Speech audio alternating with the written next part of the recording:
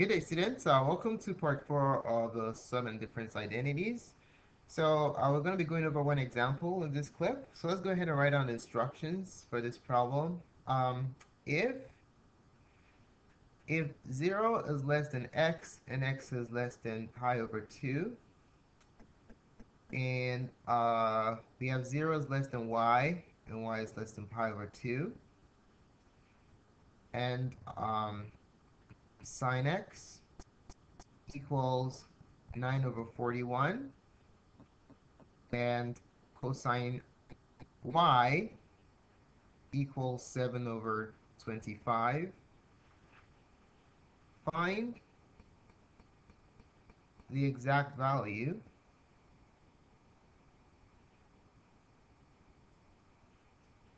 of sine x minus y, cosine x minus y, and tan x minus y. Okay?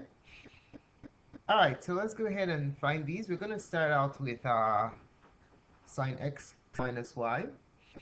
So to find sine x minus y, we're going to use the difference identities for sine. Okay, so the difference identities is sine x cosine y. Notice the trig pairs are different, hence the sign will stay the same as the original, which is minus cosine x sine y.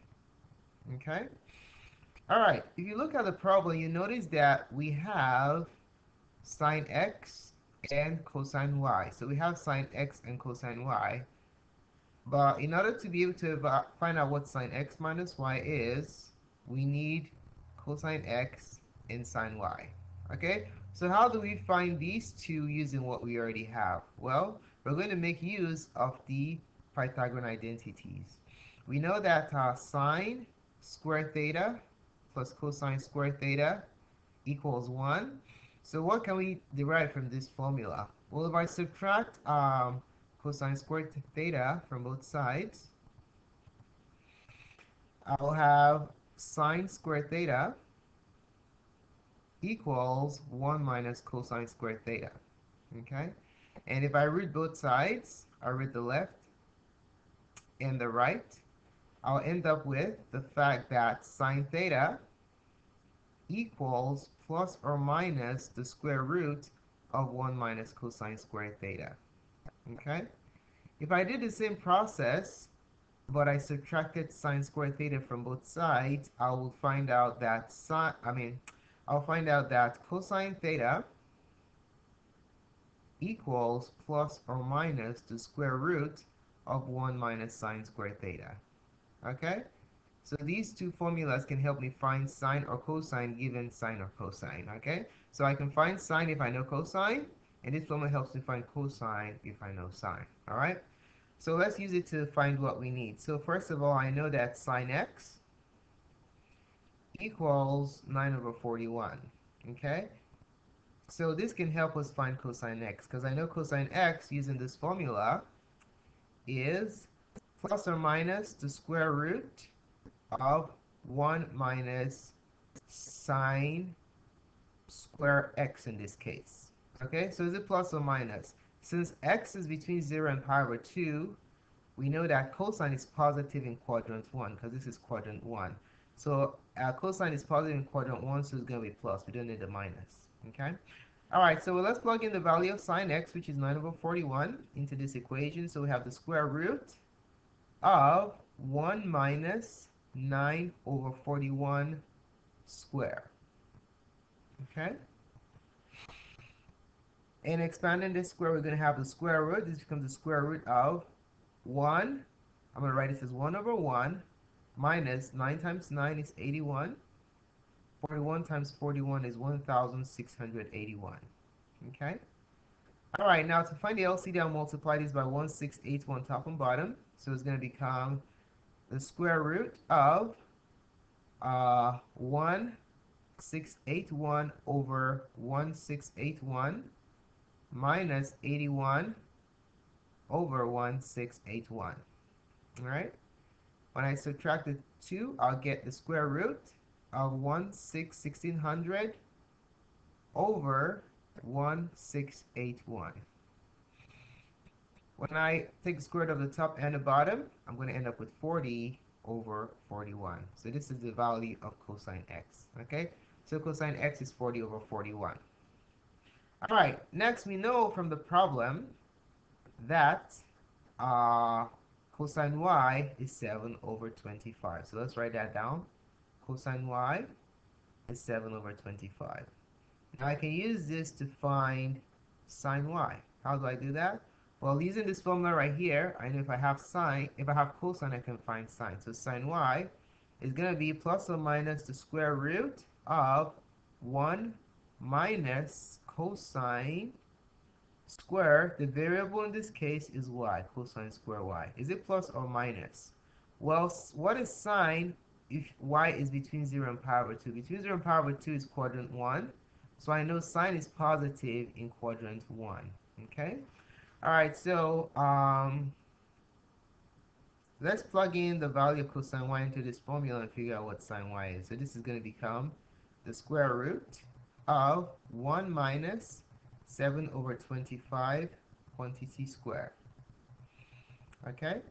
If we square it out, this becomes the square root of, I'll express this as a fraction because I know when I square this, I'll get a fraction.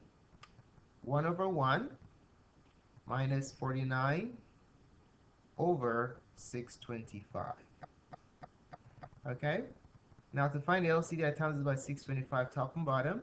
This becomes the square root of 625 over 625 minus 49 over 625. All right, when you subtract the numerator and the denominator, you have a square root of 576 over 625. And this becomes, if you root the top and the bottom, 24 over 25. So there goes sine y. Okay, so we have all 4 ingredients we need to figure out the problem. Okay, so let's rewrite what we have again. The problem, first part of the problem was to find sine x minus y. Okay, so sine x minus y, applying the difference formula for sine, is sine x cosine y minus cosine x sine y. Okay? Alright, so if we look back at our other notes, we see that sine x is 9 over 41. We have 9 over 41 times cosine y is 7 over 25 minus cosine x is 40 over 41 times sine y is 24 over 25. Okay? So we'll multiply this out. We'll get 63 over 1025 minus 960 over 1025. Okay? Subtract the numerator, we'll get negative 897 over 1025. So that's our answer for sine x minus y. Okay? All right. Now let's find the next piece. The next problem we're supposed to find is cosine x minus y. So in this case, we're going to use the difference identities for cosine. Okay, so we're going to have cosine x, cosine y. Trig pairs are the same, so the sign is going to flip, plus sine x sine y. Okay, that's how the difference identities for cosine is. We have all the ingredients we need to figure out this. So we just use what we already found out. We know that cosine x is 7 over 25 times cosine y. Actually, I got mixed up. Cosine x is sorry about that. Cosine x is 40 over 41, and cosine y is 7 over 25, plus sine x is 9 over 41 times sine y, which is 24 over 25. All right, and we'll multiply this, we'll get 280 over 1025 plus, if you multiply this, you have 216 over 1025. Okay? We have the same common denominator, which is 1025. We'll add the numerator, and we will get 496. Okay, so we have 496. So that is our answer for cosine x minus y. All right, last but not the least is to find tan x minus y. Okay, tan x minus y. We have two options here. We can either use sine of x minus y over cosine of x minus y, or we can use tan 1 tan minus on the top plus on the bottom. So we can use any of these formulas to figure out what tan is. But we can see that the quickest way to figure this out will be this option right here, because we already know what sine is. This is sine. And we already know what cosine is, which is that. So if I divide these two, I will get the answer. As opposed to this, I have to go back and figure out what tan x and tan y is and then plug it in here. Okay? So we're going to use this formula. That's the most effective one, efficient one in this problem. So we're going to use sine x minus sine y. Sine x minus y over cosine x minus y. Okay? So we know that sine x minus y, if we scroll up, is negative 897 over 1025. So negative 897 over 1025 divided by cosine x minus y, which is 64 over 10, which is 496 over 1025. All right. The reason I did it horizontally is it's easy to multiply the first by the reciprocal of the second. So let's go ahead and do that. So we're going to have negative 897 over 1025 multiplied by the reciprocal of the second, which is 1025 over 496. All right. So multiply. We can reduce these two. These two divide out. And our final answer is going to be negative 897 divided by 496.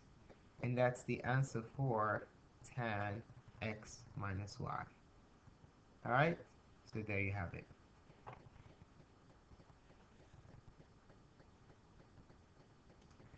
Well, thanks so much for taking the time to watch this video. Feel free to subscribe to my channel by clicking up here. And please post a comment and tell me what you think about this clip. More videos can be found on mathgirlsheriff.com. Thanks again and have a wonderful day.